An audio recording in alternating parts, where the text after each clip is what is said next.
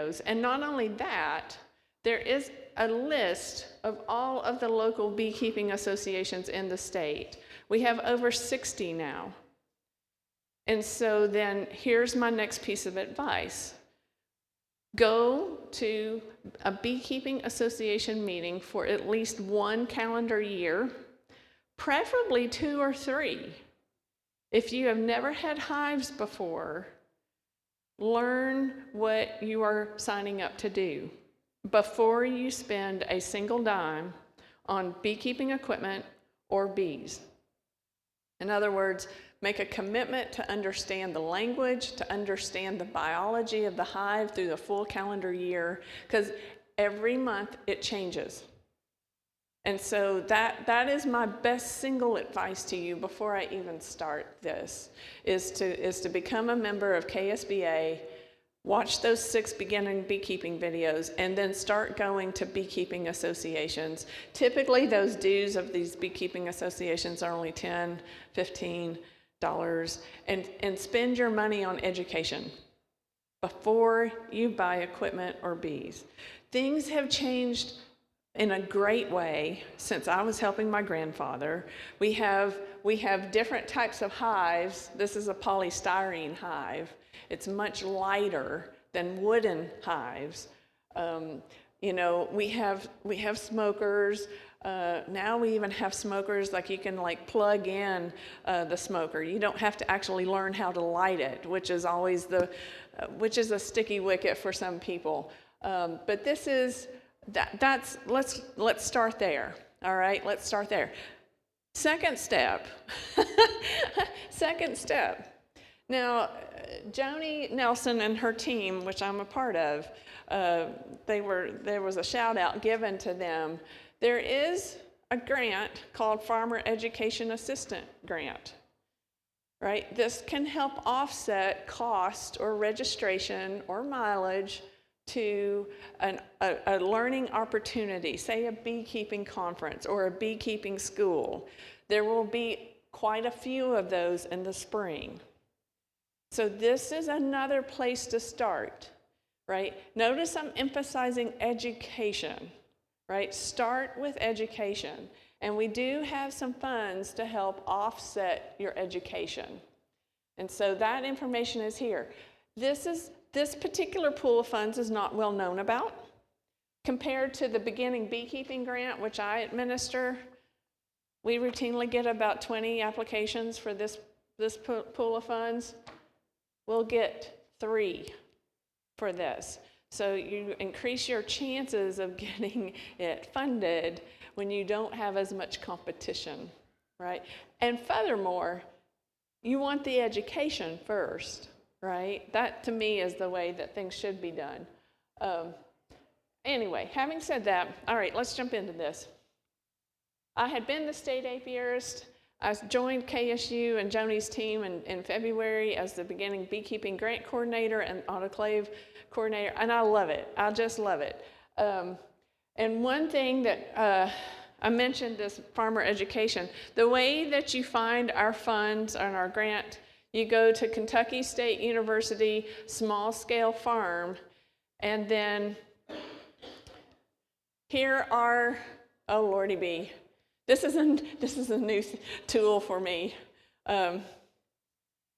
If each of these links are to a separate pool of funds, if you're looking for some funds to help offset the cost of getting into beekeeping, I'm the beginner beekeeping program,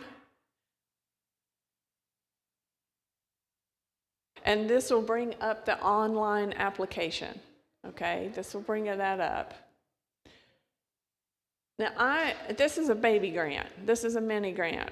You know, it's only $500, and there are things it won't cover. It won't cover live bees. It won't cover queens. It won't cover there are small hives that we in the industry call nooks. It won't cover that. This is normal with most grants not to cover livestock. It won't cover the food for your hives, right? You have to pick up the cost for that. But it does cover some basic equipment. It can cover a polystyrene hive and its components, a lid, a bottom board. It can cover frames. Frames look like this. We have an inner cover here, and this is just to keep the bees inside. Now, I don't have live bees in here, so you don't have to run for the doors. It's me trying to make a joke. This $500 will cover frames. It'll cover this wax part that we call foundation that the bees need. It helps them get a jump start on filling out their frames that they can then store their pollen, which is protein, and their nectar, which they turn into honey. So it can cover that. It can cover what I'm holding in my hand, which we call a hive tool. I'm particularly fond of what we call a J-hook hive tool, because it lets me work efficiently when I'm working these frames. Bees will bring back a sticky substance from pine trees that's called rosin. And what they are doing is caulking their home, especially now because it's cold. And so they want to protect their home. So when they bring that rosin back, when it's this cold, it's almost like concrete. So the hive tool lets me work these frames more efficiently. And if I'm working efficiently, I'm reducing my chances of getting stung. Okay? The other invaluable tool in beekeeping that you should consider is having a smoker. I like having this nice tall chimney here. It costs a little bit more, but my smoker won't go out in the middle of working a hive, which I don't want, right? I don't want that. Furthermore, I think it's easier to light, right? I think this chimney gives me a little bit more oxygen, and that helps me get the smoker lit, okay? But you do your thing, right? But the smoker is invaluable to me as a tool for two reasons. One, a hive is always a collection of chemicals. So the first thing I will do before I even go into a hive is I will smoke my clothes, because I am wearing detergents. I'm wearing soap.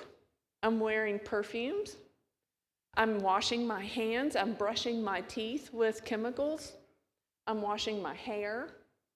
All of these are chemicals that the bees can pick up on. So I will use smoke to neutralize those chemicals. So that's one invaluable reason to have a smoker. The second reason I want a smoker is that when I smoke the entrance to the hives, if I'm getting ready to go in, I'll smoke very gently, right? Notice I said gently. Like, this is not a weapon. I'm not going to have sparks coming out of my smoker. This is a bad idea, right? And so I very gently smoke the bees, right?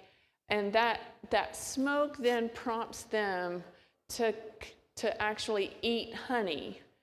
And so they will get honey in their gut. And it's a lot like what we're going to be like Thursday after we eat that turkey dinner, right? We just don't want to do anything. We want to sit on the couch and we want to watch the parade, and that's it. And bees get that chill too, right? They will get their belly full of honey, and that makes them less likely to sting. So there are two reasons why we use a smoker, okay? And both of those are about controlling chemicals, controlling pheromones, right? So all of these expenses, these basic expenses, these can be covered in the beginner grant. Like I said, what it won't cover any live bees. It won't cover honey processing equipment, because for first-year hives, they need every drop of honey that they can process to make it through the wintertime. So we don't cover honey processing equipment. Now, when you get to a point where you're making 2 and 3 years worth of sales over $1,000 each year, you can apply for the value added grant. And this has a $5,000 limit. And then you can purchase some honey processing equipment for this. But for this little mini grant, we don't cover the honey processing equipment. Whatever honey the bees are making that first year, we want them to have to get through the winter time. We don't, like I mentioned, we don't pay for pollen patties, we don't pay for sugar syrup, but if you need the equipment, the feeder trays, some people will use glass jars.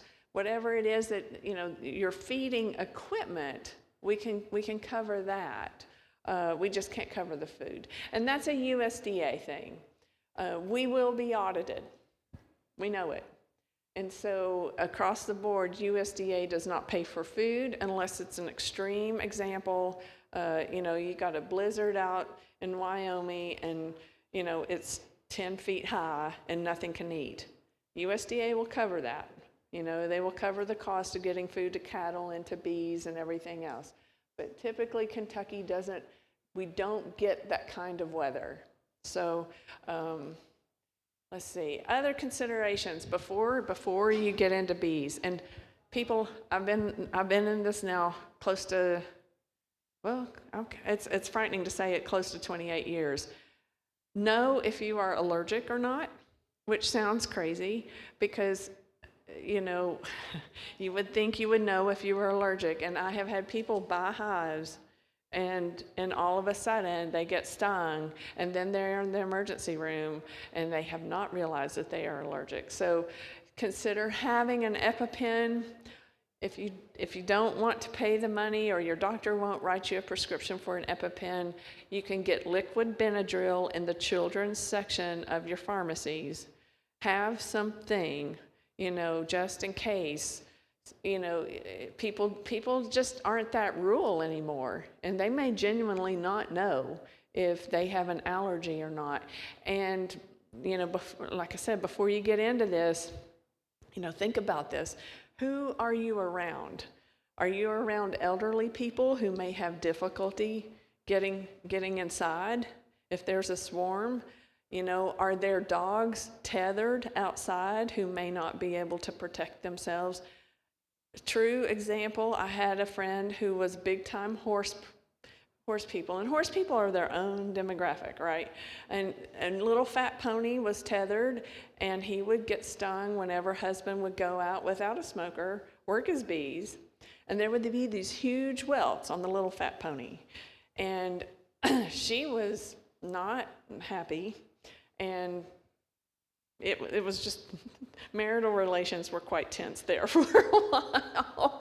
So you want to think about these things, right, before you get your hive set up. There was a case last year, my last year as state apiarist, this young blood, 28-year-old man wants to get into bees, and he loves them, right? He genuinely loves them.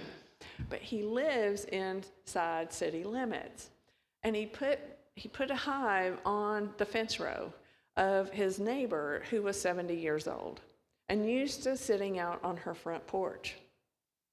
And he said, well, it's my property, my rights. Well, guess how that went over? She goes and gets a can of Raid. I'm not making this up. She says, my property, my rights. She sprays every bee that comes across into her yard. He calls the cops, she calls her attorney. It made national news, right?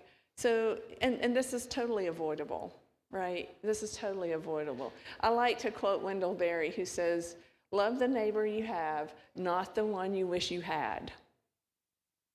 And that's tough sometimes, but they're still working it out.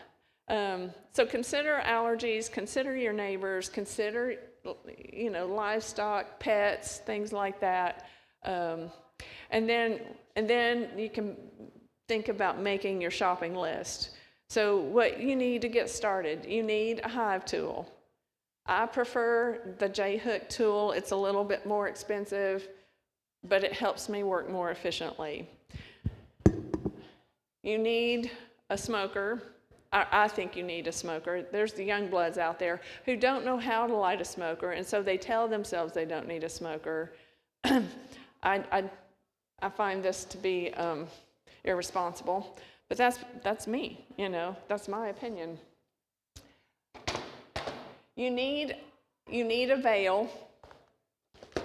Bees work in the dark most of the time, so they are acutely attuned to smell, right?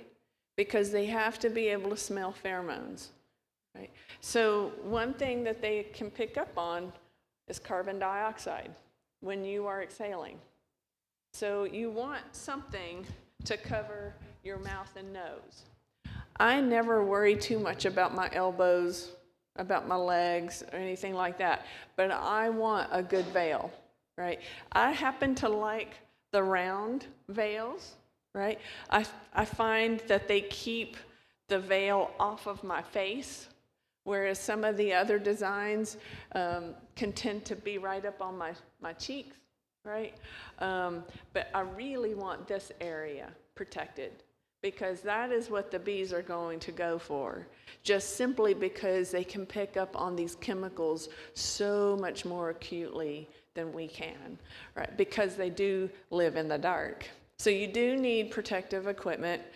I now have been doing this so long that I don't want a full body suit. I find that slows me down, and especially in the middle of summer, it's super hot. But there is this condition, I call it bee shyness, where you have to get through this bee shyness, right? You're going to jump at anything that lands on you. You're gonna swat, all of this sort of stuff. I no longer wear gloves. It's been decades now since I've worn gloves. But you may want some good quality gloves. Don't go for cheap. If you're going to wear gloves, get good quality gloves. Because once you go cheap and you get stung, then you get really super antsy.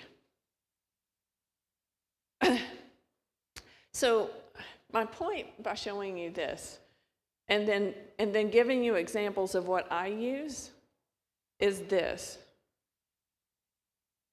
That beginner's kit, to me, is more of an albatross. It held me back years, right?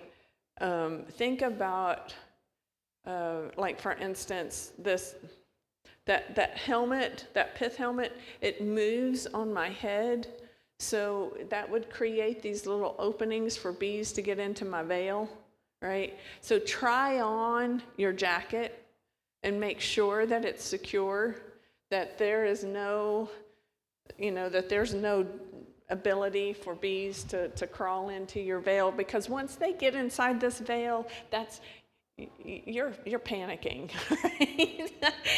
This is not a good thing. Yes, ma'am.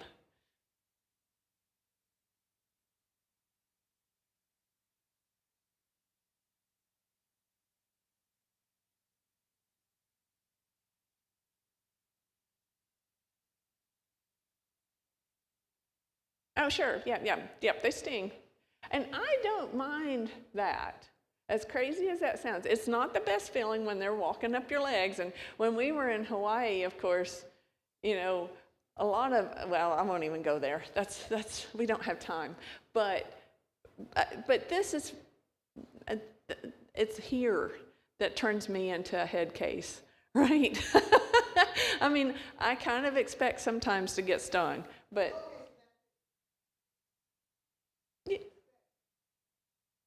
I don't even put that in a PowerPoint. To me, that, right?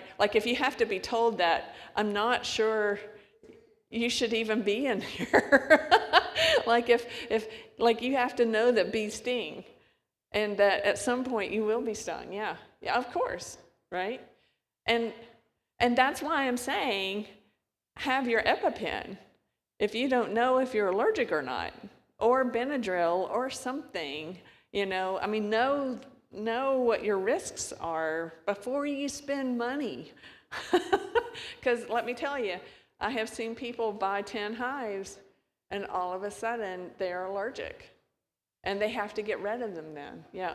So also think about a carry-in case for your smoker. When I was working Queens in Hawaii, there was one way to get written up, and that was to light your smoker underneath the gas tank of a truck. Well, how do you think that rule got started? So don't overlook that. I mean, accidents do happen, especially when it's been as dry as it's been in this state. It does not take much. It does not take much to start a fire. Have a fire extinguisher handy, right? I mean, these are the things that a lot of folks don't talk about with beekeeping, but because I've seen it happen, it's like, think about these things. Think about your jacket. Quite often when I'm harvesting honey, lots of flowers are blooming. We're talking May, we're talking June. You know, I can get by with something like this, you know, with just my veil and a long sleeve shirt. You know, I've been known to do crazy things like inspections with just a baseball hat, a veil, short sleeves. I've worked in Tevas before, shorts. But when it is August and there's a drought and there is no nectar in those flowers, I'm getting my full suit on. And I will smoke my hives 20 minutes before going into that. I'll make sure all of those bees have had time to slurp honey. It changes, and you're constantly having to be aware of what's blooming, if what is blooming has nectar or not, and then that determines what you need to wear. This grant cannot be used for packages, which are typically are 5 pounds, and they come in like this. Crucial thing with packages, it comes with a mated queen, and it comes with worker bees that are not necessarily her daughters. So when she is in the cage in the middle of this package and she finally comes out, those workers may not accept her. So there's quite a high failure rate with packages, just FYI. You can buy swarm equipment with a grant. You cannot buy the swarms, but this is a great way to get started. Swarms are typically, we call them free bees. They also tend to be very healthy in the middle of May and June. So this is a good, it's a good use of your time. But there can be disadvantages. They sometimes can fly out of your arm length. Sometimes they can have a pest that we call small hive beetles that come with them. If the swarm is in July or August, it can be too small to make it through the winter time. So they may not be worth your time in that regard. But swarm equipment, it looks like this. This is called a line throw right here. You could get this from a forestry website, only $15. It helps you throw it over a limb and pull it down so that you don't have to climb the tree. Swarm traps can be purchased with the grant, and lures. We have something called Swarm Commander, and it's a blend of Nasonoff pheromone and lemongrass oil. And there's something about that combination that will attract a swarm. We use it all the time when we're catching swarms. Sorry. So this is how we catch swarms in our apiary. This is PVC pipe right here, and I would say it's about 3 feet of PVC pipe. We get some post hole diggers, and we plant that PVC pipe in that hole. It has a cap underneath it so we can fill it with water. And then we put the bow in that cap, and at the very top of the limb, which is about 10 feet high, we have a lure. And the swarm, when it leaves the hive, will land on the tree, and then I can simply pick up the limb and drop it into my swarm equipment. So this is how we catch swarms. It's free. Both feet are on the ground. We're not breaking limbs, our own. We're not breaking the bank. This is key. This is key to a successful beekeeping operation. It's keeping your costs low and replenishing your bees, replenishing your dead outs every year at a minimum of money. And I have this because it was what the bee supply vendor had in stock. But in our apiary, conventional equipment is too heavy. My husband and I are in our mid-50s. We are not young. We are not spring chickens. So we have to have equipment that we can lift, and we can lift by ourselves. In other words, I'm not one of these people that can say, oh, my husband's going to do this. No, if we've got a free day and the hives need tending, I have to do it. So I need equipment that I can pick up. And like I said, I'm 56. I am not picking up 10 frames, 100-pound hives in the middle of summertime when it's 95 degrees outside. All of our equipment, except for some that schools give me because they don't want to take care of them anymore, all of it is 6-frame polystyrene. I'm sorry, this is newfangled. Oh my gosh. I was becoming a professional when we still had those overheads. These are 6-frame polystyrenes, right? It's just the right amount of distance here in my shoulders that I can pick up without too much stress. And in the middle of summer, we're still talking 60 pounds. Like, that's not light by any stretch of imagination.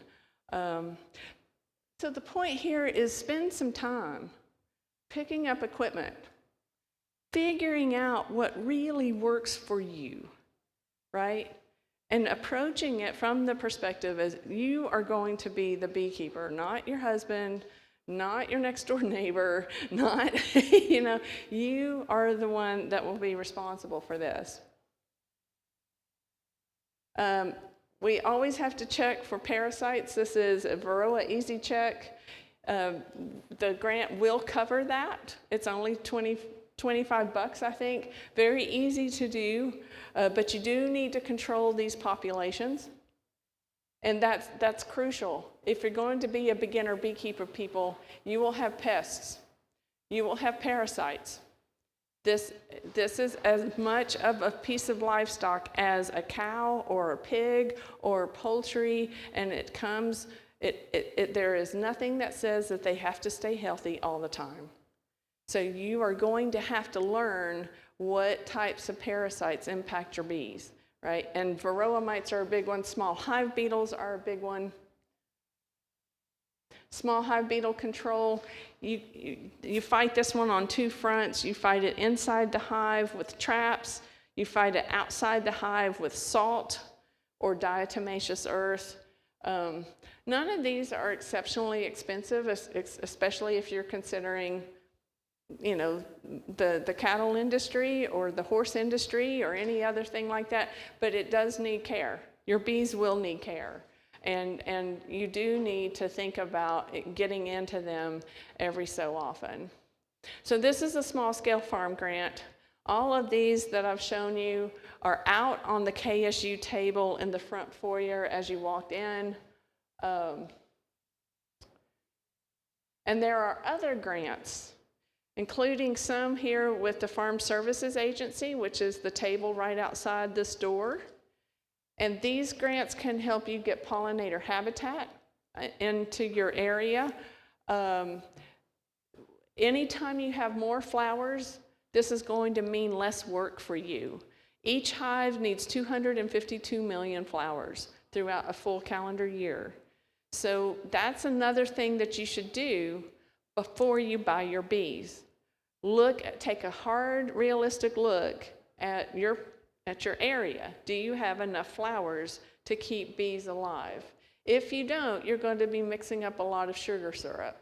That's time and that's labor on you, right? Otherwise, they'll starve. They will starve. They will run out of honey, and they will start cannibalizing themselves. NRCS has a type of grant called an EQIP. That takes a little bit more paperwork, but you can still take some areas on your property that may not be good for crops and put those in pollinator habitat. That will help you take care of your bees. This is our Farm Services Agency Conservation Reserve grant. I think the flower seed for this was $15,000. We had to pick up 7,500 of it, and the federal government picked up the other 7,500 of it. But this is what I'm talking about. You need flowers to keep your bees alive. This is a non-negotiable. So one thing you should be doing in this kind of prep time is looking at your environment, seeing what you got. I always like to share with people books and things that I'm reading and resources that they can go. If you want to do Christmas is coming up, you may want to, buy a book for a beekeeper or put this on your shopping list if you've been good. And one of those is What the Bees See. Craig Burrows has taken a special kind of lens so that we can see how flowers make themselves attractive to bees. You can see pollen grains, and it's just a gorgeous book. And then if you really want to get into this, the Honeybee Nutrition Guide came out at the beginning of this year. You can download this for free. It doesn't cost a thing. Regardless of how you start, you're going to have to factor in feeding your first-year hives. They will need both sugar syrup and pollen. You'll need to treat for varroa mites. That's a reality, certainly by the middle of August, you want those bees clean of any type of mites before the winter cluster forms in September. And then you want to assess your hive on a regular basis, about every week and a half. You want to go to your beekeeping associations. And since I've been at KSU, I have started a demonstration apiary here on KSU Farm, and I have made that available so that you can see this equipment and you can play with it. It's not going to hurt anybody. If you kill a queen, I've got more hives. I've got plenty of hives. So, if you're interested in this, I've got a beginner beekeeping electronic site with 9 different modules. And like I said, I have a demonstration apiary. If you want to learn how to light a smoker, just call me. We'll meet here. We'll go through a couple of hives. That's what it's for. It is for just getting in and figuring things out and not being perfect. All right. Want to make sure to get this in here. I mean, KSU takes non-discrimination seriously, and we're proud of that. And this is my contact information. And I'm going to be here because I'm excited to see our Korean visitors who are following me, and I'm excited to see Sharjana's presentation. And so I'll be here. If you have any questions, I'm right here. My equipment's going to stay here. I know tomorrow we have equipment opportunities. I think it's called demonstration equipment or whatever. So it's going to stay right here. And you're welcome. Pick up the smoker and puff it and play with the frames. That's what it's for. It's for, I call it my greasy, grimy gopher gut equipment. It's for greasy hands and, getting all nasty and grungy. That's what it's for. Thank you very much.